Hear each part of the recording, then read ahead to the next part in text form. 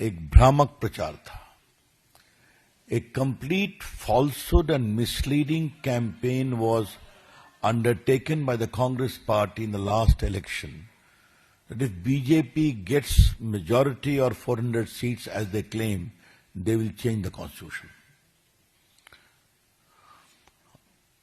हमने बार बार कहा हम बदलेंगे नहीं, और हमने बदला भी नहीं. हमने एक बार बदला जब 10% एक्स्ट्रा रिजर्वेशन गरीब समाज के लोगों के लिए दिया, सब ने उसका समर्थन किया. आज मुझे पहला सवाल उठाना है कि मुस्लिम वोट बैंक परस्ती में देश कहां जाएगा? A very larger question today is emerging in the country. In quest for vote bank politics, appeasement politics, and bluntly speaking for the sake of Muslim vote, where the country will go. ये जो one up manship चल रही है, ये एक बहुत बड़ा विषय है. आज के एक स्टेटमेंट पर आने के पहले थोड़ा मैं हिस्टोरिकल बैकग्राउंड देना जरूरी है, to expose the Congress party.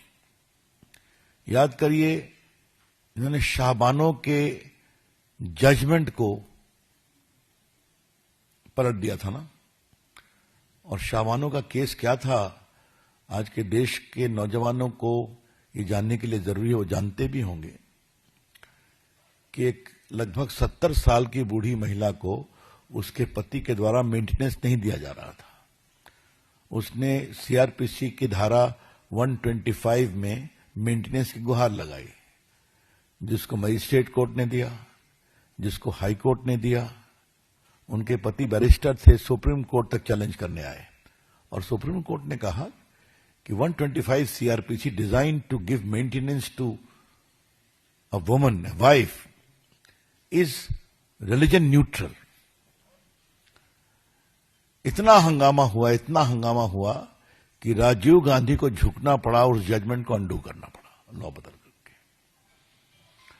बहुत से पत्रकार मित्रों को मालूम होगा कि 3 तलाक का समाप्त करने का जो बिल था, देश के कानून मंत्री के रूप में मुझे लाने का सौभाग्य माननीय प्रधानमंत्री जी ने दिया था.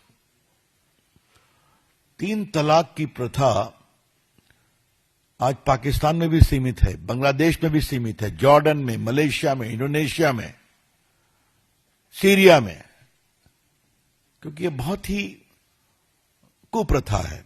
It is almost akin to a crime against the womanhood by just uttering talak, talak, talak. The matter ends.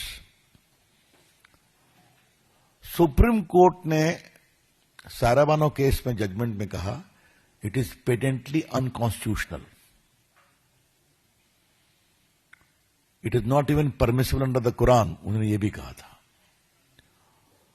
उसके खिलाफ, और कभी नहीं भूलिए कि वहां पर all India Muslim personal law board की ओर से कहा गया कि आप जजमेंट मत दीजिए, हम खुद परसुएड करेंगे कि आगे जो निकाह नामा बनेगा उसमें हम लिखवाएंगे दोनों पक्षों से, हस्बैंड से खासकर, कि हम तलाक तलाक तलाक नहीं करेंगे. ठीक है. और उसके बावजूद पूरे देश में कैंपेन हुआ. आज मैं आप लोगों को बताना चाहता हूं, और आपके माध्यम से देश को बताना चाहता हूं कि कांग्रेस पार्टी की नेता सोनिया गांधी एक महिला है, टीएमसी की नेता ममता जी एक महिला है. इन सबों ने 3 तलाक को समाप्त करने के बिल का विरोध किया था.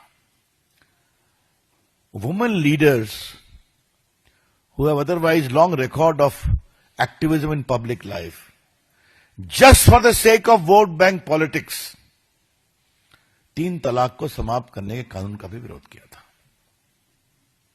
मैं बाकी पार्टियों की बात, लेफ्ट की भी नहीं कर रहा हूं, समाजवादी पार्टी की, लेकिन वोट बैंक की पकड़ और जकड़ कितनी ज्यादा है कि बड़े पार्टियों की महिला नेत्री भी महिला के लिए लाए गए कानून पर दब जाती हैं, क्योंकि वोट गड़बड़ा जाएगा. ये दूसरी कहानी हुई। बीच में कई और मामले आए हैं।